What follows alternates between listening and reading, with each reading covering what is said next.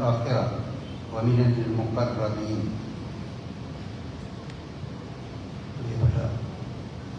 സഹോദരന്മാർ, സഹോദരൻ, അല്ലാഹു സുബ്ഹാനഹു വ തആലയുടെ വിധിവിലക്കുകൾ സൂക്ഷിച്ചുകൊണ്ട് അവനോട് ഏറ്റവും തഖ്വയുള്ളവരായി ജീവിക്കണം എന്ന് ഉണർത്തുകയാണ്. അല്ലാഹുവിൻ്റെ സന്നിധിയിലേക്ക് നമ്മൾ ഓരോരുത്തരും യാത്ര പോകുന്ന സന്ദർഭം ഓർക്കണം. അത് ഓർക്കാനുതകുന്ന കാര്യങ്ങൾ ഓരോ ദിവസവും ഓരോ സന്ദർഭത്തിലും നമ്മുടെ ചുറ്റും നടന്നുകൊണ്ടിരിക്കുകയാണ്. ഈ ആഴ്ചയും നമ്മുടെ പള്ളിയിൽ നമ്മോടൊപ്പം ഉണ്ടാകുന്ന പൂഞ്ചേരി ഹനീഫ എന്നവർ നമ്മോട് വിട പറഞ്ഞിരിക്കുകയാണ്. വളരെ കാലം നമ്മുടെ പൊതുരംഗത്തുണ്ടായിരുന്ന ഒരു വ്യക്തി പിന്നീട് സാമ്പത്തികമായ കാര്യങ്ങൾ സൂക്ഷ്മതയോടെ കൈയാളുന്നു എന്നതിൻ്റെ അടിസ്ഥാനത്തിൽ 10-17 വർഷം നിരന്തരമായി ഇടവണ്ണയിലെ ജാമിയ നദവിയിൽ അദ്ദേഹം ഒരു ഫൈനാൻസ് അക്കൗണ്ടിലായിക്കൊണ്ട് ജോലി ചെയ്തുകൊണ്ടിരിക്കുകയാണ് അദ്ദേഹം മരണപ്പെടുന്നത്. ജീവിതത്തിൽ സൂക്ഷ്മത പുലർത്തുന്ന ആളുകളെ ഇത്തരം രംഗത്ത് നമുക്ക് ഒരു മാതൃകയാണ്.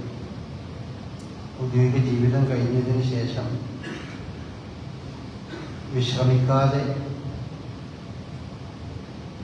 കഴിയുകയും അതൊരു സാമ്പത്തിക രംഗത്ത് വളരെ കണിശതയും സൂക്ഷ്മതയും പുലർത്തിക്കൊണ്ട് മുന്നോട്ട് പോവുകയും ചെയ്യാൻ സാധിച്ച നമ്മുടെ കൂട്ടത്തിലൊക്കെയുള്ള നമ്മുടെയൊക്കെ പരിചയക്കാരനൊക്കെയായ ഒരാളായിരുന്നു ഹനീഫ. അവസാനം രോഗബാധിതനായിരുന്നു. വളരെ ക്ഷമയോടുകൂടി രോഗത്തെ നേരിട്ട് അങ്ങനെ വളരെ പെട്ടെന്ന് നമുക്കിടയിൽ നിന്ന് യാത്ര പോയിരിക്കുകയാണ്. ഇത്തരം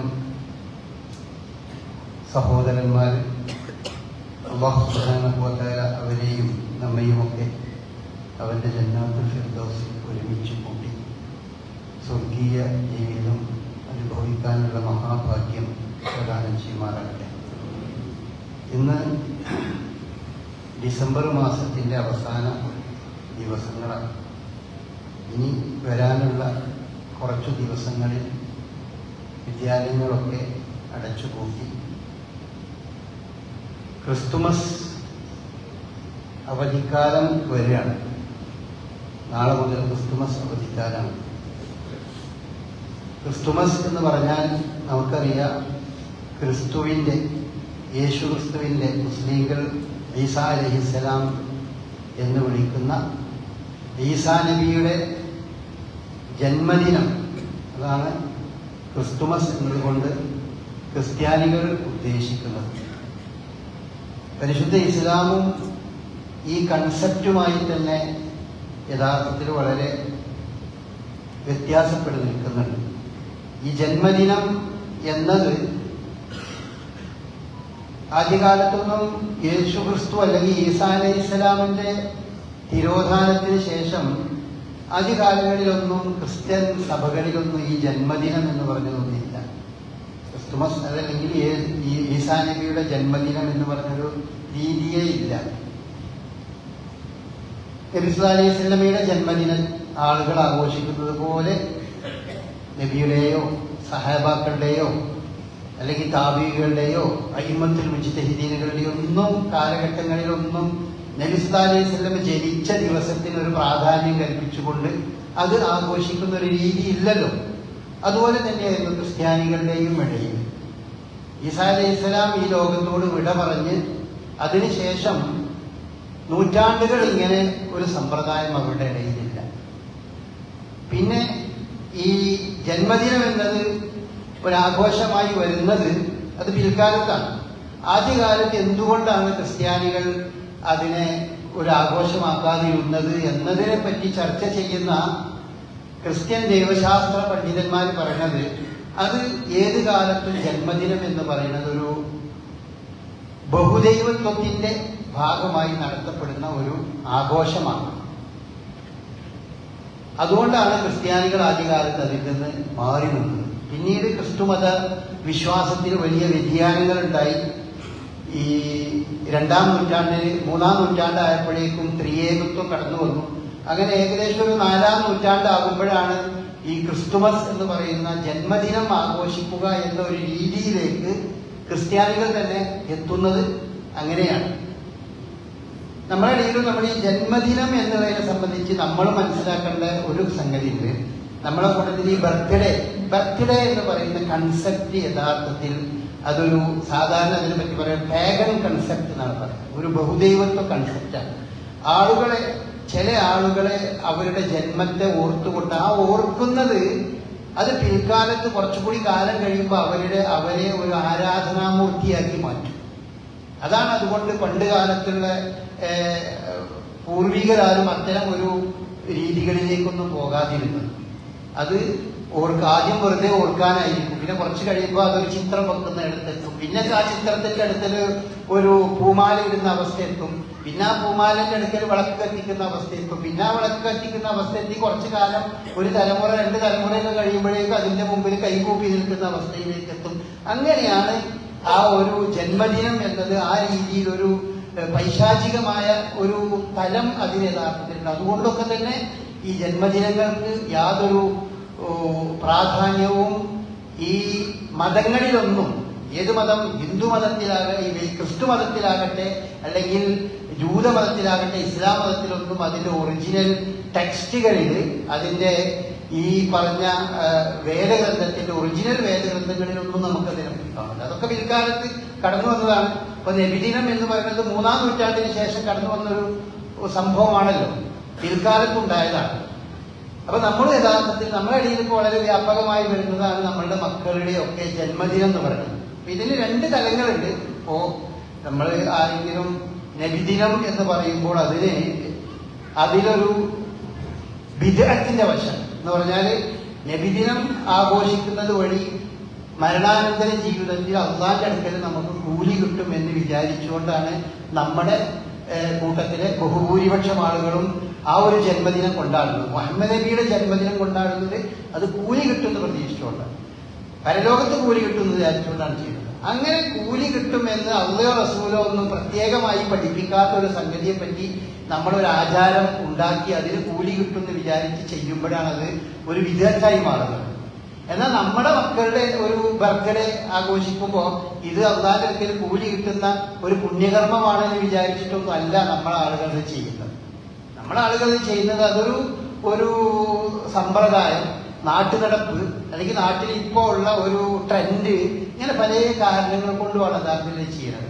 അപ്പൊ അതിനെപ്പറ്റി അതും നമ്മൾ യഥാർത്ഥത്തിൽ നിരുത്സാഹപ്പെടുത്തേണ്ട ഒരു സംഗതിയാണ്. എന്തുകൊണ്ടാന്ന് വെച്ചാൽ ഇതൊന്നും ഒരു ഏകദൈവാരാധകരായ ഒരു സമൂഹത്തിൽ നിലനിന്നിട്ടില്ലാത്ത കുറെ സമ്പ്രദായങ്ങളിൽപ്പെട്ടതാണ്. റസൂലുള്ളാഹി സ്വല്ലല്ലാഹു അലൈഹി വസല്ലം പറഞ്ഞിട്ടുണ്ട്, വമൻ തശബ്ബഹ ബിഖൗമിൻ ഫഹുവ മിൻഹും. മറ്റൊരു സമൂഹത്തിന്റെ ആചാരങ്ങളിലും അനുഷ്ഠാനങ്ങളിലും അതിനനുസൃതമായി തന്നെ മുന്നോട്ട് പോകുന്ന, അത് ആചരിക്കുന്ന ആളുകളെ സംബന്ധിച്ച് ഫഹുവ മിൻഹും, അവനും ആ രീതിയിലേക്ക് അതിൽ ഉൾപ്പെടും എന്ന് പറയുന്നതാണ്. അപ്പൊ അങ്ങനെ ഒരു വശം അതിലുണ്ട്. അപ്പൊ അതുകൊണ്ട് അതൊക്കെ നമ്മൾ നിരുത്സാഹപ്പെടുത്തേണ്ടതാണ്. ചെറിയ കുട്ടികളുടെ അല്ലേ ഇതിപ്പോ എന്താ പ്രശ്നം എന്ന് പറഞ്ഞാൽ അത് തന്നെയാണ്. പിന്നെ നമ്മൾ അടുത്ത നെക്സ്റ്റ് ജനറേഷൻ ആകുമ്പോൾ അതിന് വേറൊരു തലമാകും. ഇപ്പോ ഈ സ്ത്രീധനം എന്ന് പറയുന്ന സാധനം ഇപ്പൊ ഉണ്ടായത് എങ്ങനെയായിരിക്കും? ഏതെങ്കിലും ഒരു ധനികനായൊരു വാപ്പ തന്റെ മകളുടെ വിവാഹ സമയത്ത് ഒരു സമ്മാനമായിട്ടോ മറ്റോ ഒക്കെ എന്തെങ്കിലും സന്തോഷത്തോടു കൂടി കൊടുത്തതായിരിക്കും. പിൽക്കാലത്ത് അതിങ്ങനെ ഒരു സമ്പ്രദായമായി, അത് ഒഴിച്ചുകൂടാൻ പറ്റാത്ത വലിയൊരു ആചാരമായി, അത് വേറെ ഒരു വലിയ ദുരന്തമായി മാറുന്നതിലേക്ക് എത്തുക. അങ്ങനെയാണ് എല്ലാ സംഗതികളും. ഇപ്പൊ നമ്മുടെ നാട്ടിൽ വിവാഹ സന്ദർഭത്തിൽ ചിലപ്പോ ഒരു പെണ്ണിനെ കാണാൻ വരുമ്പോഴോ ഇഷ്ടപ്പെട്ടാൽ അതിന്റെ അടയാളമായിക്കൊണ്ട് ഒരു ചെറിയ മിഠായി കൊടുക്കുന്ന രീതി കുറച്ചു കാലത്ത് മുമ്പൊക്കെ ഉണ്ടായി.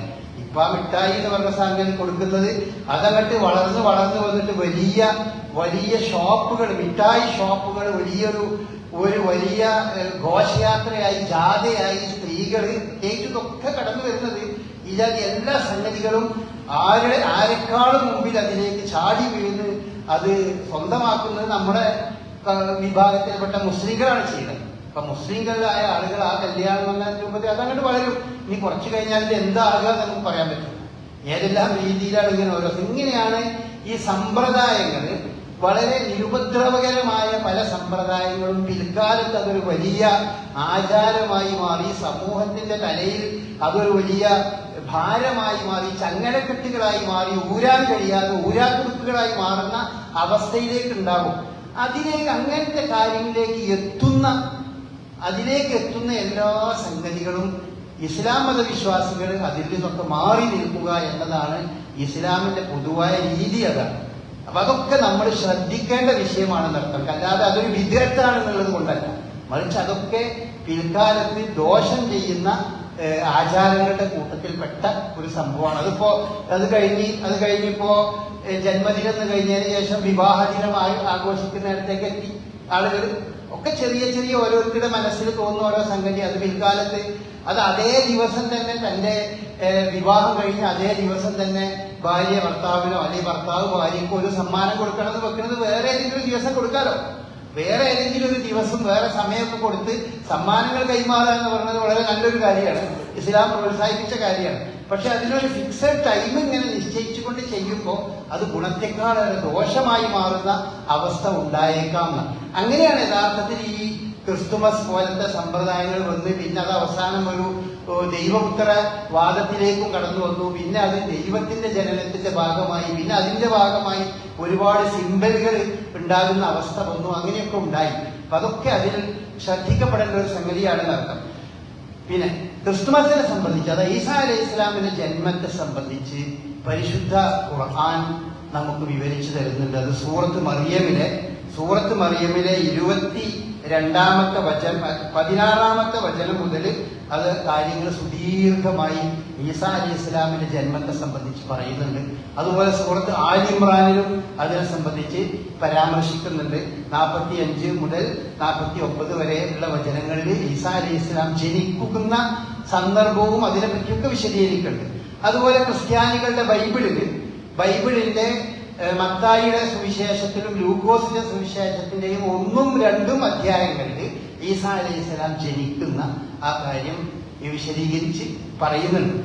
എന്നാൽ വിശുദ്ധ ഖുർആനിലെ ഈസാ അലൈഹി സ്വലാമിന്റെ ജനനത്തെ പറ്റി പറയുന്ന കാര്യങ്ങളും ക്രിസ്ത്യാനികളുടെ ബൈബിളിൽ ഈസാ അലൈഹി സ്വലാമിന്റെ ജനനത്തെ പറ്റി പറയുന്നതും തമ്മിൽ ചില വ്യത്യാസങ്ങളുണ്ട്. അതേ രീതിയിലല്ല. ഒന്ന്, വിശുദ്ധ ഖുർആൻ നമുക്ക് പറഞ്ഞു തരുന്നത് മറിയം അലൈഹിസ്സലാം, ഈസാ അലൈഹിസ്സലാമിന്റെ മാതാവായിരുന്ന മറിയം അലൈഹിസ്സലാം, അവർ വിവാഹിതയാകുന്നതിന്റെ മുമ്പ് കന്യകയായിരിക്കെ അവര് ഒരു ഗർഭം ധരിക്കുകയാണ് ഉണ്ടാകുന്നത്. അവര് അള്ളാഹുവിന്റെ കൽപ്പന പ്രകാരം മലക്ക് ജിബ്രീലിന്റെ അറിയിപ്പ് ലഭിക്കുകയും അങ്ങനെ ഈസാ അലൈഹി സ്വലാമിനെ ഗർഭം ധരിക്കുകയും ചെയ്യുന്നതായിട്ട് വിശുദ്ധ ഖുർആൻ സൂറത്ത് മറിയമിലും ആൽ ഇമ്രാനിലൊക്കെ വളരെ വ്യക്തമായി ആ കാര്യങ്ങൾ ഇങ്ങനെ പറഞ്ഞു വരുന്നുണ്ട്. എന്നാൽ ബൈബിളിലുള്ള ഈസാ അലൈഹി സ്വലാം എന്ന് പറഞ്ഞത് മറിയം അലൈഹി സ്വലാമിന് ജോസഫ് എന്ന പേരുള്ള ഒരാൾക്ക് വിവാഹം നിശ്ചയിച്ച് മറിയമിന്റെ ഭർത്താവായിട്ട് ആ സമയത്ത് ജോസഫ് എന്ന് പറഞ്ഞ ആളുണ്ട്. പക്ഷെ അവര് വീട് കൂടുന്നതിന്റെ മുമ്പ്, അവര് ശാരീരികമായി ബന്ധപ്പെടുന്നതിന്റെ മുമ്പ് തന്റെ ഇണ അഥവാ മറിയം ഗർഭിണിയായതായി അദ്ദേഹം കാണുകയും അങ്ങനെ അദ്ദേഹം അവിടെ നിന്ന് താമസിക്കുന്ന സ്ഥലത്ത് നിന്ന് അദ്ദേഹം ഇവരെയും കൊണ്ട് ഈ ജോസഫ് എന്ന് പറഞ്ഞ മറിയമിന്റെ ഭർത്താവായ അദ്ദേഹം അവരെയും കൊണ്ട് ബത്ലഹേം എന്ന് പറഞ്ഞ സ്ഥലത്തേക്ക് പോകുന്നു എന്നാണ്. അങ്ങനെ ബത്ലഹേം എന്ന് പറഞ്ഞ സ്ഥലത്ത് ഒരു സത്രത്തിൽ വെച്ച് ഈ ഈസാ അലൈഹി സ്വലാമിനെ മറിയം അലൈഹി സ്വലാം പ്രസവിക്കുന്നു. പ്രസവിച്ച് കഴിഞ്ഞപ്പോ ആ കുഞ്ഞിനെ അവിടെ കിടത്താനൊന്നും റൂമും കാര്യമൊന്നും സത്രത്തിൽ ഇല്ലാതെയായപ്പോ ആ കുഞ്ഞിനെ ഒരു ശീലയിൽ പൊതിഞ്ഞ് തൊട്ടടുത്തുള്ള ഒരു പശുവിന്റെ തൊഴുത്തിൽ കൊണ്ടുപോയി ആ കുഞ്ഞിനെ അവിടെ കിടത്തുന്നു. ഈ പശുവിന്റെ തൊഴുത്തിൽ കൊണ്ടുപോയി കിടത്തുന്നു എന്നതുകൊണ്ടാണ് ഇപ്പോ നമ്മൾ ക്രിസ്തുമസുമായി ബന്ധപ്പെട്ട് വരുന്ന സമയത്തൊക്കെ പുൽക്കൂടുകൾ ഉണ്ടാക്കുന്നത്. ക്രിസ്ത്യാനികൾ പുൽക്കൂടുകൾ ഉണ്ടാക്കുന്നത് ഈ വിശ്വാസത്തിന്റെ അടിസ്ഥാനത്തിലാണ്.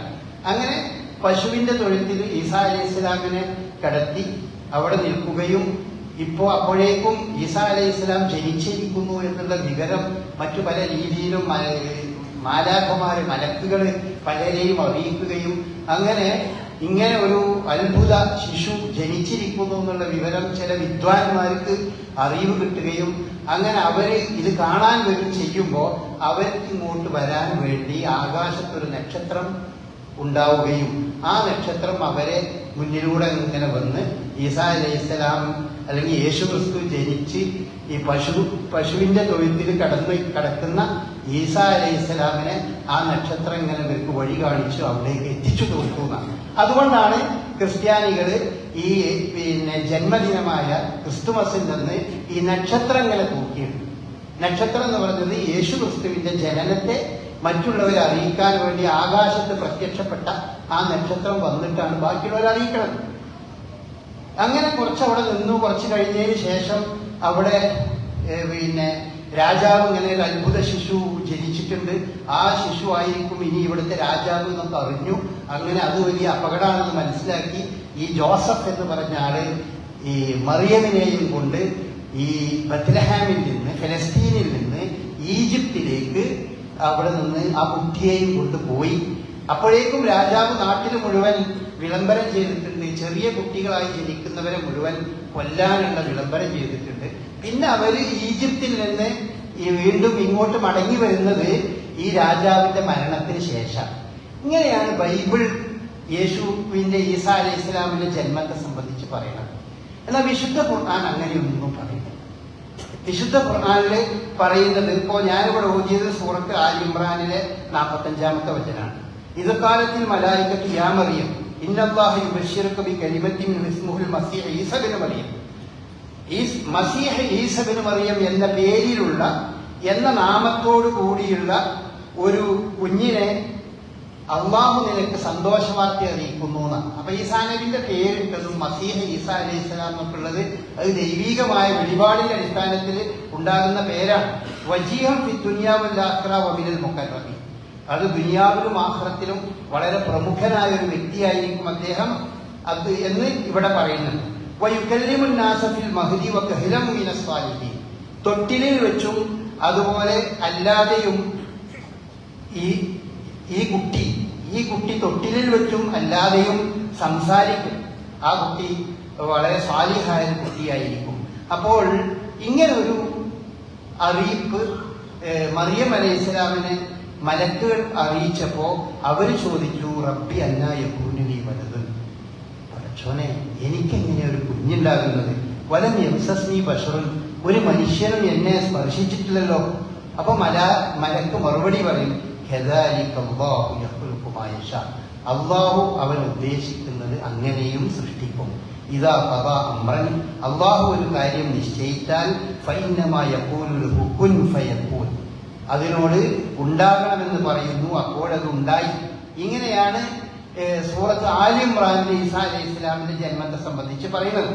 എന്നാൽ അതുപോലെ തന്നെ സൂറത്ത് മറിയമാണ് അത് വിശദമായി പറയുന്നത്. ഈസാ അലൈഹി ഇസ്ലാമിന്റെ ഇപ്പൊ ഞാനിവിടെ നേരത്തെ ബൈബിളിൽ പറഞ്ഞ ഈ കഥയുമായി വ്യത്യസ്തമായി നിൽക്കുന്ന വശങ്ങളൊക്കെ നമുക്ക് പറഞ്ഞു തരുന്ന, അത് മനസ്സിലാക്കി തരുന്നത് അത് മറിയം സൂറത്ത് മറിയമിലാണ് ആ കാര്യങ്ങൾ പറയുന്നത്. മറിയമിനെ സംബന്ധിച്ചിടത്തോളം ഒന്ന്, ഞാൻ നേരത്തെ പറഞ്ഞ പോലെ ഈ മറിയമിന് മറ്റൊരു ഭർത്താവോ കാര്യങ്ങളോ ഒന്നുമില്ല, അതില്ലാതെ ആയിക്കൊണ്ട് തന്നെയാണ് അതിനെ സംബന്ധിച്ചിടത്തോളം പറയുന്നത്.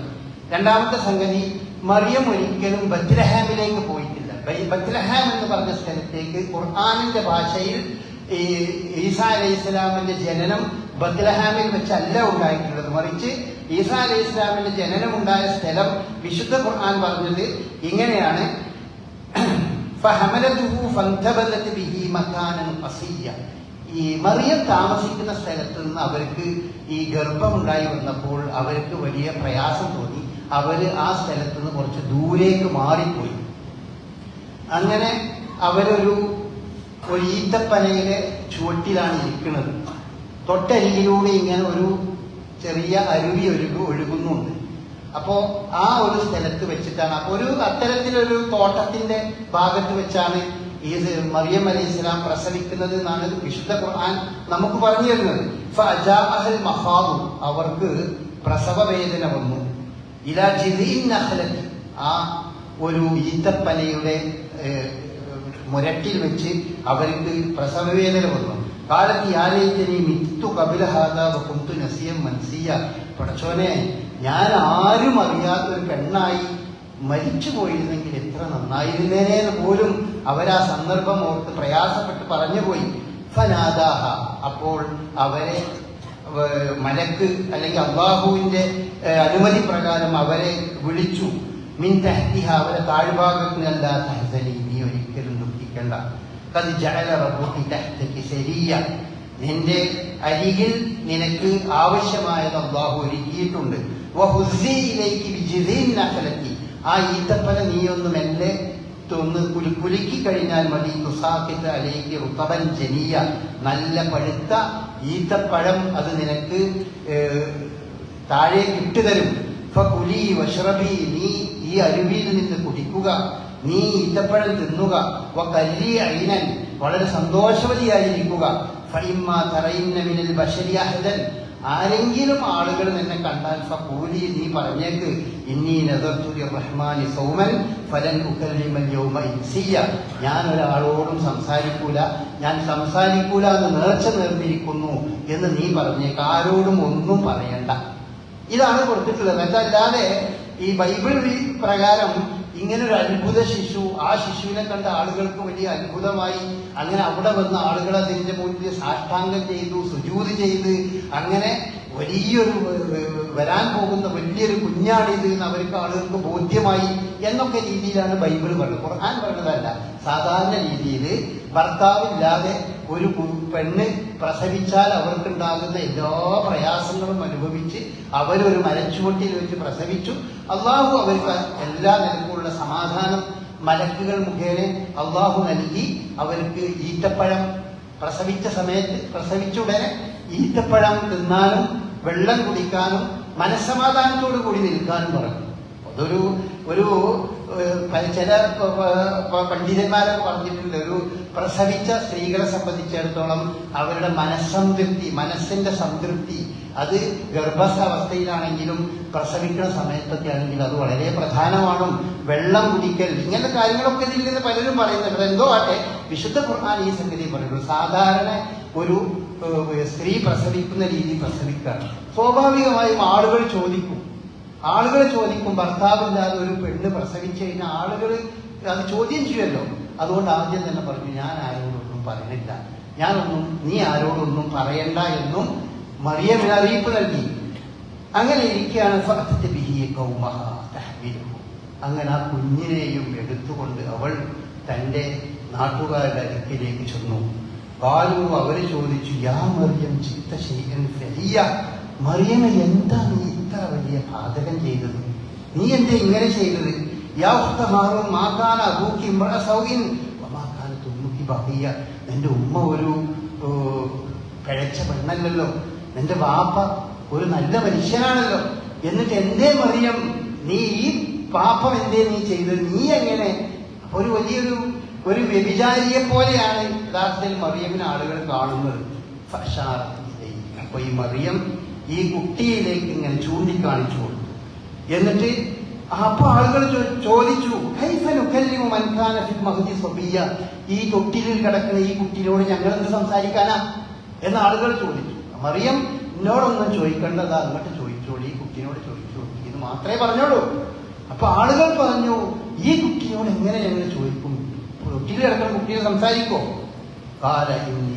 അപ്പൊ ആ തൊട്ടിലിൽ കിടക്കുന്ന കുഞ്ഞങ്ങനെ സംസാരിക്കാൻ തുടങ്ങി. അങ്ങനെ ആ സംസാരമാണ് യഥാർത്ഥത്തിൽ മറിയം അലൈഹിസ്സലാമിനെ വലിയ ആശ്വാസം ഉണ്ടാക്കിയത്. ആ കുട്ടി ആണ് സംസാരിക്കാൻ തുടങ്ങി, ഞാൻ അല്ലാഹുവിന്റെ ഒരു അടിമയാണ് എന്ന് പറഞ്ഞ് തുടർന്ന് ദീർഘമായി ആ കുട്ടി സംസാരിക്കാൻ തുടങ്ങി.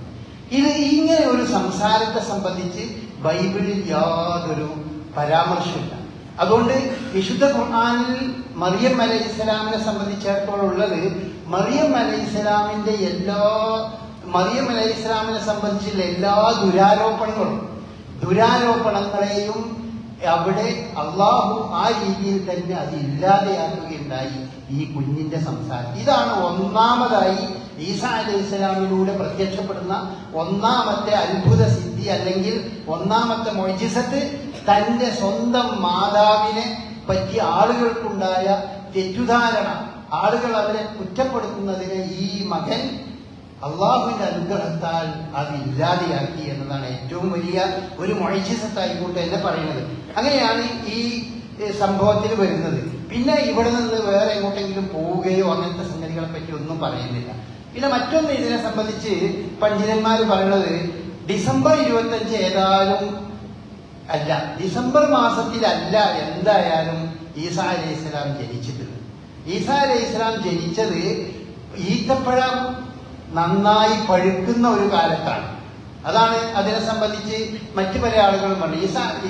ഈത്തപ്പഴം നല്ലോണം പഴുക്കുക എന്ന് പറയുന്നത് അതൊരിക്കലും തണുപ്പ് കാലത്ത് പഴുക്കൂല. ഈത്തപ്പഴം ഏറ്റവും കൂടുതൽ പഴുത്ത് വരുന്നത് അത് ഈ നല്ല ചൂടുകാലത്താണ്. അപ്പൊ നല്ല ചൂടുകാലത്തായി ആണ് ഈസാ അലൈഹിസ്സലാം ജനിച്ചത്. ഡിസംബറിൽ ഏതായാലും അല്ല എന്ന് പണ്ഡിതന്മാർ ഈ അടിസ്ഥാനത്തിൽ പറയുന്നുണ്ട്. അപ്പൊ പിന്നെ എങ്ങനെ ഡിസംബർ 25 എന്നുള്ളത് എങ്ങനെ വന്നു? അത് അതിന്റെ ചരിത്രം വളരെ വ്യക്തമാണ്. ക്രിസ്ത്യാനികൾ എല്ലാവരും അംഗീകരിക്കൂല ഈസാ അലൈഹിസ്സലാം ഡിസംബറിലാണ് ജനിച്ചത് എന്നത്. ക്രിസ്ത്യാനികൾ എല്ലാവരും അംഗീകരിക്കുന്നില്ല. അത് ക്രിസ്ത്യാനികളിലെ ഒരു വിഭാഗമേ അംഗീകരിക്കുന്നുള്ളൂ. ഈ ഡിസംബർ എന്ന് പറഞ്ഞത് യഥാർത്ഥത്തില് അത് റോമൻ ചക്രവർത്തി അദ്ദേഹം അവര് ക്രിസ്ത്യാനിയായി മാറിയ സന്ദർഭത്തിൽ അവരുടെ ഇടയിൽ നടന്നിരുന്ന ഒരു ആരാധനയാണ് സൂര്യനെ ആരാധിക്കുന്ന ആരാധന. ആ ആരാധനയുടെ ഡേറ്റ് ഡിസംബർ 25-നാണ്. ഡിസംബർ 25-നായിരുന്നു സൂര്യനെ ആരാധിക്കാൻ അവർ നിശ്ചയിച്ചിരുന്ന ദിവസം. ആ ദിവസത്തെ രാജാവ് ക്രിസ്ത്യാനിയായി മാറിയപ്പോ അത് യേശുവിന്റെ ജന്മദിനമായി ആഘോഷിക്കാൻ അവര് 4-ാം നൂറ്റാണ്ടിൽ അവർ തീരുമാനിച്ചതാണ്. അങ്ങനെയാണ് ഡിസംബർ 25 എന്ന് ഈ ജനനത്തെ സംബന്ധിച്ചിടത്തോളം വരുന്നത്. അതല്ലെങ്കിൽ ഡിസംബർ 25 എന്നുള്ളത് ക്രിസ്ത്യാനികളിൽ തന്നെ നല്ലൊരു വിഭാഗം അംഗീകരിക്കുന്നില്ല. അതുപോലെ തന്നെ ആ കാലത്തുമല്ല ഉണ്ടായിട്ടുള്ളത്. ഏതായാലും ഇങ്ങനെ ഒരു വ്യത്യാസം ഈ രംഗത്തൊക്കെ നമുക്ക് പിന്നെ ഈസാ അലൈഹിസ്സലാമിന്റെ ജനനവുമായി ബന്ധപ്പെട്ട സംഗതി ബൈബിളും അല്ലെങ്കിൽ വിശുദ്ധ ഖുർആനും പറയുന്നിടത്ത് ഈ വ്യത്യാസം നമുക്ക് കാണാൻ കഴിയും. ആ വ്യത്യാസം എന്ന് പറയുന്നത് ഖുർആനെ സംബന്ധിച്ചിടത്തോളം അത് വളരെ വ്യക്തമായിക്കൊണ്ട് തന്നെ ആ കാര്യങ്ങൾ മനസ്സിലാക്കാൻ സാധിക്കുന്ന രൂപത്തിലാണ്. പിന്നെ ഈസാ അലൈഹിസ്സലാമിനെ സംബന്ധിച്ചിടത്തോളം മറിയം അലൈഹിസ്സലാം ഈസാ അലൈഹിസ്സലാമിന്റെ ഉമ്മയായി നിൽക്കുകയും അവർക്ക് ഒരു പ്രയാസം ഈസാ അലൈഹിസ്സലാമിലൂടെ അനുഭവിക്കേണ്ടി വന്നിട്ടുമില്ല. അവർ നാടുവിടുന്ന ഒരു സംഭവമോ അങ്ങനത്തെ ഒരു സംഗതികളൊന്നും ഉണ്ടായിട്ടില്ല. ഇങ്ങനെയാണ് ഖുർആൻ നമുക്ക് ഈ ചരിത്രത്തെ നമുക്ക് പറഞ്ഞു തരുന്നത്. അല്ലാഹു സുബ്ഹാനഹു വ തആല ചില സംഗതികൾ നമ്മൾ ഒരു ആഴത്തിൽ പഠിക്കണം എന്ന് മാത്രം ഉണർത്തുകയാണ്. അല്ലാഹു അനുഗ്രഹിക്കുമാറാകട്ടെ. അൽഹംദുലില്ലാഹ് الذي هدانا لهذا وما كنا لنهتدي لولا أن هدانا الله. اللهم صل على محمد وعلى آل محمد كما صليت على إبراهيم وعلى آل إبراهيم إنك حميد مجيد. أما بعد. എന്നാൽ ഒരു കാര്യം കൂടി, ഈ വിശുദ്ധ ഖുർആൻ ഈസാ അലൈഹിസ്സലാമിന്റെ ജന്മത്തെ പറ്റി ബൈബിളിൽ നിന്ന് വ്യത്യസ്തമായി പറഞ്ഞ സംഗതികളുണ്ട്. ആ പറഞ്ഞ സംഗതികൾ മിക്കവാറും അതേ രീതിയിൽ രേഖപ്പെടുത്തപ്പെട്ട ക്രിസ്ത്യാനികളുടെ ആ കാലഘട്ടങ്ങളിൽ എഴുതപ്പെട്ട വേദഗ്രന്ഥങ്ങളുടെ ഭാഗം തന്നെ ഉണ്ട്. ഇപ്പോ ക്രിസ്ത്യാനികളുടെ ഇടയിൽ സ്യൂഡോ മാത്യു എന്ന് പറയുന്ന, അതായത് മത്തായിയുടെ സുവിശേഷം എന്ന് പറയുന്ന ക്രിസ്ത്യാനികളുടെ ബൈബിളിലുള്ള അധ്യായമാണ്, ഒരു സൂറത്താണ് മത്തായിയുടെ സുവിശേഷം. അതിൽ തന്നെ ഇൻഫാൻസി ഗോസ്പൽ ഓഫ് മത്തായി എന്ന് പറഞ്ഞിട്ട് ആ കാലത്ത് തന്നെ എഴുതപ്പെട്ട എന്നാൽ ക്രിസ്ത്യാനികൾ അത് അവരുടെ വേദഗ്രന്ഥത്തിന്റെ ഭാഗമായി അംഗീകരിക്കാതെ മാറ്റിവെക്കപ്പെട്ട ഗ്രന്ഥങ്ങളുടെ കൂട്ടത്തിൽപ്പെടുത്ത ഗ്രന്ഥമാണ്. അത്തരം ചില ഗ്രന്ഥങ്ങളുണ്ട്, മാറ്റിവെക്കപ്പെട്ട ഗ്രന്ഥങ്ങളാണ്. ചില സൂറത്തുകൾ അവർ അംഗീകരിച്ചിട്ടില്ല എന്നർത്ഥം. ബൈബിളിലുള്ള ചില സൂറത്തുകൾ അവരത് അംഗീകരിക്കാതെ അത് വേറെ ഒരു പുസ്തകമായി അവർ എഴുതി വെച്ചിട്ടുണ്ട്. സാധാരണ അപ്പോക്രിഫാസ് എന്നാണ് ഇതിന് പറയാം.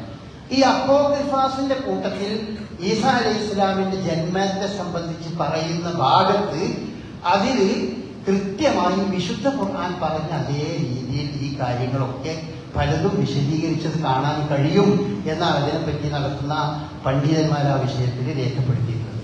ഏതായാലും ഈ വിശുദ്ധ ഖുർആൻ ഈസാ അലൈഹി ഇസ്ലാമിനെ പറ്റി പറയുന്ന ആ കാര്യങ്ങൾ നമ്മൾ ശരിക്കും പഠിക്കുക. സൂറത്ത് മറിയം എന്ന ഈ സൂറത്ത് ക്രിസ്ത്യാനികൾക്ക് നിങ്ങൾ ഓതിക്കൊടുത്താൽ, അത് വായിച്ചു കൊടുത്താൽ അവർക്ക് വല്ലാത്ത അത്ഭുതമായി.